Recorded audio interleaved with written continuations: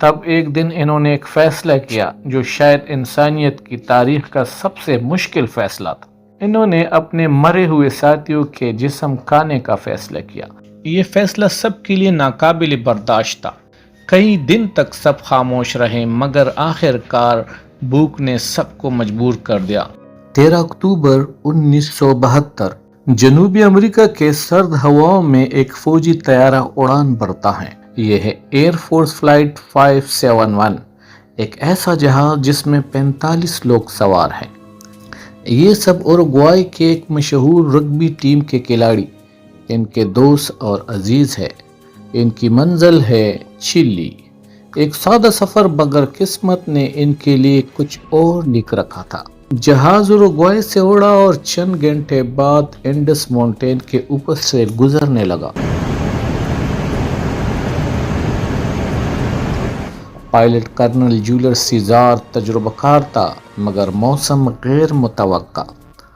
بادل چھانے لگے، نیچے سفید برف اور کالا آسمان اور درمیان میں ایک اڑتا ہوا انسانوں سے بھرا ہوا جہاز۔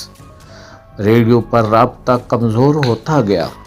زمین پر موجود ایئر کنٹرول کو لگ رہا تھا کہ جہاز پہاڑوں کو پار کر چکا ہے، لیکن حقیقت میں وہ ابھی پہاڑوں کے درمیان میں ہی تھا۔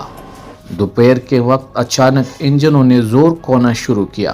کاکپٹ میں چیخیں گونجی اور پائلٹ نے جہاز کو قابو میں رکھنے کی کوشش کی مگر سامنے ایک بلند پہاڑی چٹان تھی۔ ایک زوردار دھماکے کے ساتھ جہاز برف سے ٹکرا گیا اور ٹکڑوں میں بکھر گیا۔ سناٹا چھا گیا۔ 45 مسافروں میں سے 12 فوراً ہلاک ہو گئے، باقی زخمی خون میں لت پت اور برف میں دبے ہوئے۔ ہوش میں آنے والے ایک دوسرے کو پکار رہے تھے، کچھ اپنے والدین کے نام لے کر رو رہے تھے۔ درجہ حرارت -30 ڈگری تھا۔ ان کے ارد گرد صرف برف، موت اور مایوسی تھی۔ زندہ بچنے والوں نے جہاز کے ٹوٹے ہوئے حصے کو پناہ گاہ بنا لیا۔ انہوں نے سیٹوں کو نکال کر کنارے پر لگایا تاکہ تھوڑی جگہ بن سکے۔ ان کے پاس نہ کمبل تھی نہ کھانے کے کچھ، صرف چند چاکلیٹ کے ٹکڑے اور ایک شراب کی بوتل، اور پانی کا کوئی ذریعہ نہیں۔ وہ برف پگھلا کر پانی پینے لگے۔ ابتدا میں سب پر امید تھے، انہیں یقین تھا کہ ریسکیو ٹیمیں جلد آ جائے گی۔ وہ آسمان میں اڑتے ہر جہاز کو دیکھ کر ہاتھ ہلاتے مگر کوئی انہیں نہیں دیکھ پایا۔ 8 دن بعد انہوں نے ریڈیو پر وہ خبر سنی جس نے سب کچھ توڑ دیا۔ ریسکیو آپریشن بند کر دیا گیا۔ تمام مسافروں کو مردہ تصور کیا گیا۔ دن گزرتے گئے، خوراک ختم ہو چکی تھی، برف میں کچھ اگ نہیں سکتا اور پہاڑوں میں کوئی جانور نہیں۔ ان کے جسم کمزور ہو رہے تھے۔ تب ایک دن انہوں نے ایک فیصلہ کیا جو شاید انسانیت کی تاریخ کا سب سے مشکل فیصلہ تھا۔ انہوں نے اپنے مرے ہوئے ساتھیوں کے جسم کھانے کا فیصلہ کیا۔ یہ فیصلہ سب کے لیے ناقابل برداشت تھا۔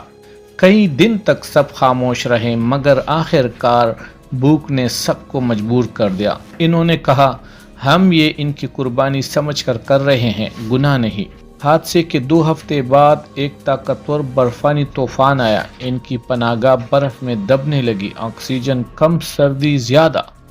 اس طوفان میں 8 مزید لوگ ہلاک ہو گئے۔ اب صرف چند بچے تھے۔ وہ جان چکے تھے کہ اگر کچھ نہ کیا تو سب ختم ہو جائے گا۔ دسمبر کے آغاز میں 3 نوجوانوں نے فیصلہ کیا۔ انہوں نے کہا، اگر ہم یہاں بیٹھے رہیں تو ہم مر جائیں گے۔ چلنا ہوگا، چاہے پہاڑوں کے پار کیوں نہ ہو جانا پڑے۔ انہوں نے برف سے بنی جرابیں، کپڑوں کے ٹکڑوں سے بنی جوتے اور اپنے جسم پر کمبل لپیٹے۔ پھر وہ روانہ ہو گئے، 10 دن کے ایسے سفر پر جس کا ہر قدم موت کے ساتھ تھا۔ 10 دن بعد وہ آخر کار ایک وادی میں پہنچے۔ ان کی حالت نیم مردہ تھی۔ انہوں نے ایک دریا کے پار ایک چیلی کا چرواہا دیکھا۔ انہوں نے چٹان پر لکھا، ہم جہاز حادثے میں زندہ بچ جانے والے ہیں۔ چرواہے نے پانی میں ایک روٹی پھینک اور کہا، کل میں مدد لاؤں گا۔ یہ وہ لمحہ تھا جب 72 دن بعد پہلی بار امید نے دوبارہ جنم لیا۔ چند دن بعد چلی کے فوجی ہیلی کاپٹر انڈس میں اترے۔ برف کے بیچ وہ 16 لوگ اب بھی زندہ تھے۔ 72 دن بعد دنیا نے ایک نیا عجوبہ دیکھا۔ یہ وہ لمحہ تھا جب آنسو خوشی اور شکریہ ایک ساتھ بہہ رہے تھے۔ زندہ بچ جانے والے زمین پر جھک کر سجدہ کر رہے تھے۔